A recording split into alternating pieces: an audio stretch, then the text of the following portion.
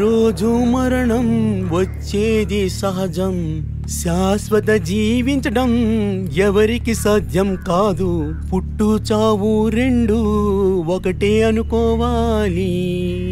ఒకరోజు మరణం వచ్చేది సహజం, శాశ్వతం జీవించడం ఎవరికి సాధ్యం కాదు. పుట్టు చావు రెండు ఒకటే అనుకోవాలి. ఈ దేహాన్ని చర్చికి తీసుకెళ్తున్నాం, ఎవరైనా చూడాల్సి ఉందా? ఉన్నారు. కత్రీనా, వెళ్ళు.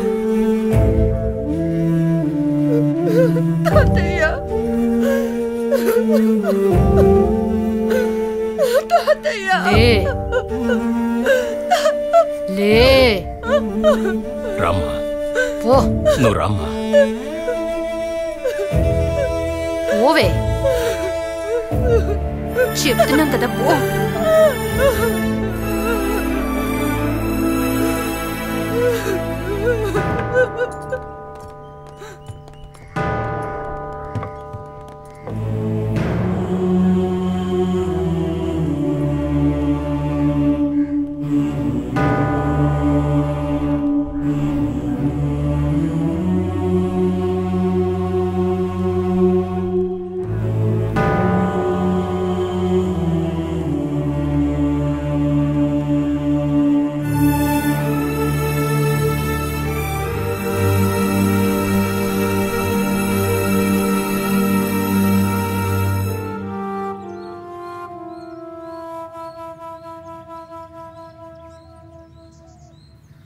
దీన్ని ఇక్కడి నుంచి పంపిస్తావో లేదో మేము ఇక్కడి నుంచి వెళ్ళాలా? తల్లిదండ్రి లేని ఆడపిల్లని రోడ్డు మీద అనాథగా వదిలేస్తే ఆ దేవుడు కూడా సహించడు. అయితే నాన్న అమ్మతో చేసిన తప్పు అది సహించగలిగేదా?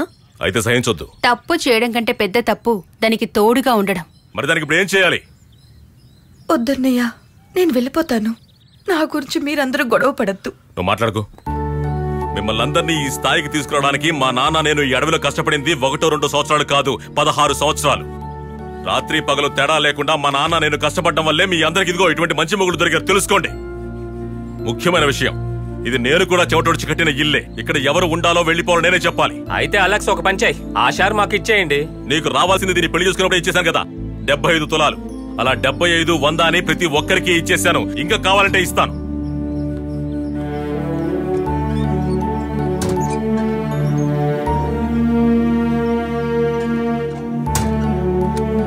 ఇదిగోండి, చనిపోయే ముందు నాన్నగారు రాసింది. ముగ్గురికి కావలసినంత రాసిచ్చారు. ఇదిగో, ఇది మాత్రం నా కోసం రాసిచ్చారు. దీన్ని కూడా మీ ముగ్గురు షేర్ చేసుకుని చావండి. నా చెల్లెలు నాతో పాటే ఉంటుంది. తను నాన్న రక్తం. మాకు వేరే చోట ఒక ఇల్లుంది, మేము అక్కడ సంతోషంగా ఉంటాం. వెళ్ళెక్కు, ఎక్కు.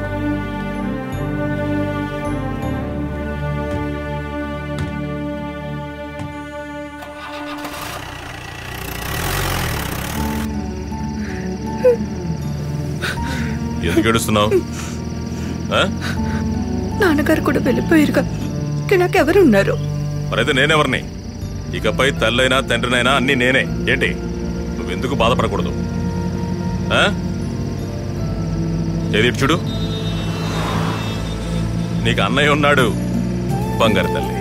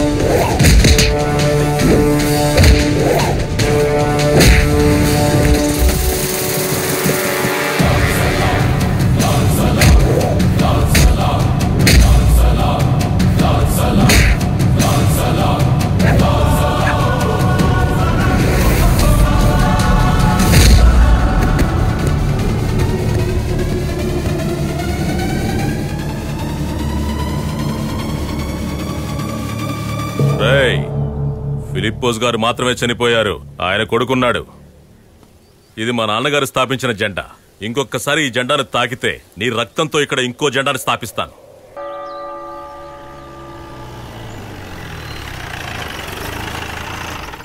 అవునా? మంచిదే. అయ్యగారికి వందనాలు. ఏం అలెక్స్, కొయ్యడం మొదలెట్టారా? ముందు కోసింది పనసబండే, అది కూడా చర్చి కోసమే. నువ్వు చేసింది మంచిదైంది. లోపలికి రా. అవును, ఇవన్నీ చర్చికి ఎందుకు ఇస్తున్నారు? వింటే నీ మొహం మీద ఇస్తాడు. ఇప్పటి వరకు మీ నాన్నగారు వర్షానికి భయపడి కూడా ఈ చర్చి వైపే అసలు రాలేదు. కానీ ఆయన నాస్తికుడిగా ఉన్నా కూడా అందర్నీ ప్రేమించే మనసున్న వ్యక్తి.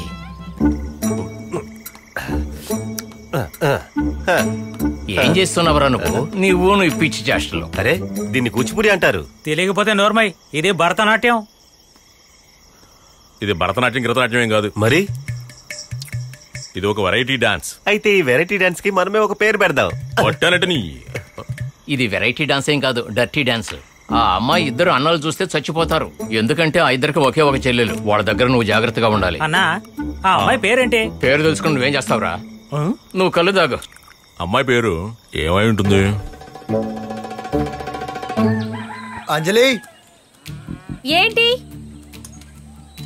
వదినా, వంట అయిందా? అవుతుంది.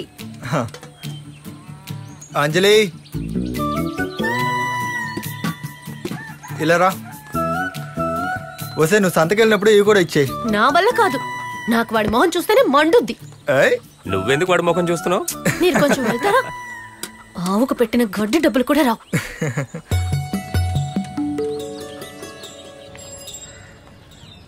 త్వరగా జాగ్రత్త పెట్టు. మాకు కూడా ఇవ్వండి. ఇంకా ఏం చేస్తున్నావు? అదిగో అటువైపు పెట్టు. త్వరగా తీసుకురారా. ఇదెంత? సరే, వెళ్ళు, నెమ్మదిగా. అదటి పెట్టు. ఎంతే ఉందా చూసారా? 5 లీటర్లకి డబ్బులు 75 రూపాయలు. ఈ సంతలో వేరే కొట్టు లేదు కదా, అందుకే వీడికి ఎంత కొవ్వు. నువ్వు జీవితంలో బాగుపడవురా, అయిపోతావు. ఇలాగే ప్రతిరోజు మోసం చేస్తున్నాడు, ఏం చేస్తాం? ఈ రోజు లీటర్ 1 రూపాయి తగ్గింది. మీరు ఇలా డబ్బు తగ్గిస్తూ పోతే మేమేం చేయగలం? అయితే నీవేదైనా తాగే, నీ శరీరం షైనింగ్ వస్తుంది. చూడు, అనవసరంగా మాట్లాడుకో. ఓ, వచ్చేసిందిరా సీతమ్మ. చెప్తే ఏం చేస్తావే? వీటిని మీ తల మీద పోస్తాను. అయితే పొయ్యవే. ఏది జరగండ్రా. అయ్యయ్యో, పొయ్యవే. పొయ్యి. రోజంతా కష్టపడి ఆవులకి గడ్డేసి ఈ పాలను తీసుకొస్తే డబ్బు ఇవ్వటం లేదు. పైగా వీళ్ళతో అడ్డమైన మాటలు పడాలి. మీరు ప్రజల కష్టాన్ని తీర్చే లీడర్లు అని చెప్పుకుంటారు కదా, మాలాంటి పేదవాళ్ళు ఇక్కడ ఎలా బతుకుతున్నావు మీకేమైనా తెలుసా? పెద్ద లీడర్ అంట.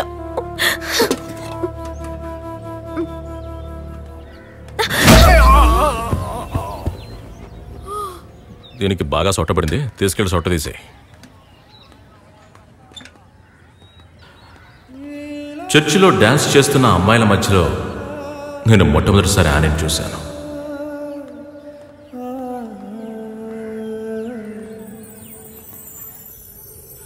ఆ తర్వాత మా యూనియన్ ఒక నిర్ణయం తీసుకుంది. రైతుల నుంచి అన్ని నేరుగా తీసుకుని